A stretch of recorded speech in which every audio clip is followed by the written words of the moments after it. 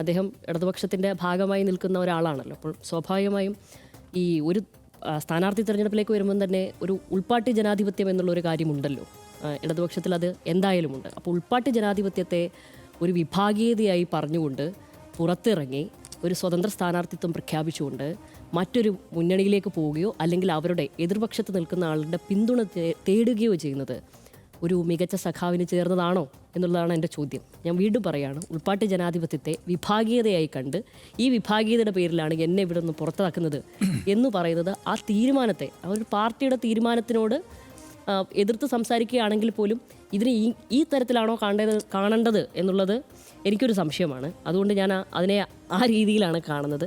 എന്തായാലും സ്വതന്ത്ര സ്ഥാനാർത്ഥിത്വം ആ രീതിയിൽ പ്രഖ്യാപിക്കുകയും എതിർപക്ഷത്തെ ചേരുകയോ പിന്തുണ സമീപിക്കുകയോ നേടുകയോ ചെയ്യുന്നത് ഒരു അഭിലഷണീയമായ രാഷ്ട്രീയ പ്രവർത്തനമായിട്ടൊന്നും എനിക്ക് കാണാൻ പറ്റില്ല. പിന്നെ സി മുകുന്ദൻ എന്ന് പറയുന്ന വ്യക്തി അദ്ദേഹം തന്നെ വന്ന ഒരു ചരിത്രം പോലും മറക്കുന്നു എന്നാണ് എനിക്ക് തോന്നിയിട്ടുള്ളത്.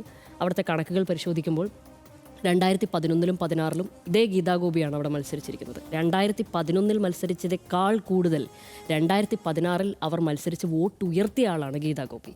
അന്ന് അങ്ങനെ നിൽക്കുന്ന, അത്രയധികം ഇമേജിൽ നിൽക്കുന്ന സംസ്ഥാന നേതൃത്വത്തിന് അവരെ അത്രയധികം സ്വീകാര്യമായ ഒരു വ്യക്തിയായി ഗീതാഗോപി അവിടെ നിൽക്കുമ്പോൾ അന്നത്തെ ജില്ലാ നേതൃത്വത്തിനായിരുന്നു ഗീതാഗോപിയെ സ്വീകരിക്കാനും അംഗീകരിക്കാനുമുള്ള മടി.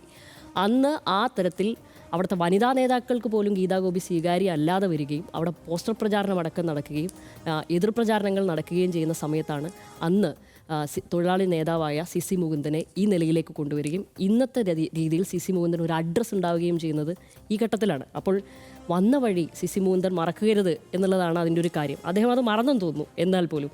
അപ്പോൾ ഞാൻ പറയുന്നത് സി മുകുന്ദന് പോലും ഒറ്റയ്ക്കൊരു പ്രസ്ഥാനമായി നിൽക്കാനുള്ള ധൈര്യം എന്തായാലും ഇല്ല. അപ്പം നമ്മൾക്കറിയാം സനീഷൻ, ഒരു രാഷ്ട്രീയ നേതാവിന് ഒരു തെരഞ്ഞെടുപ്പ് കാലത്ത് വോട്ട് ചെയ്യുമ്പോൾ തീർച്ചയായും അയാൾ പ്രതിനിധീകരിക്കുന്ന രാഷ്ട്രീയ പാർട്ടിയെ കൂടെ നമ്മൾ വോട്ട് ചെയ്യുന്നു, പിന്തുണയ്ക്കുന്നു എന്നുള്ളതാണല്ലോ അർത്ഥം. സ്വാഭാവികമായും ഇദ്ദേഹത്തിന് 28,000 വോട്ട് നേടി അവിടെ വിജയിച്ച ഒരാളാണ്. അദ്ദേഹത്തിന് നാട്ടികയിലെ ജനങ്ങൾ വോട്ട് ചെയ്തിട്ടുണ്ടെങ്കിൽ തീർച്ചയായും അത് ആ രാഷ്ട്രീയ പാർട്ടിക്ക് കൂടിയാണ്, അദ്ദേഹം മാത്രമല്ല. അപ്പോൾ ഒറ്റയ്ക്ക് നിന്ന് ജയിച്ചു കയറുക ഉള്ള ഒരു വ്യക്തിപ്രഭാവം അദ്ദേഹത്തിന് ഇപ്പോഴും അവിടെ ഉണ്ടോ എന്നുള്ളത് അദ്ദേഹം സ്വയം പരിശോധിക്കേണ്ട കാര്യമാണ്.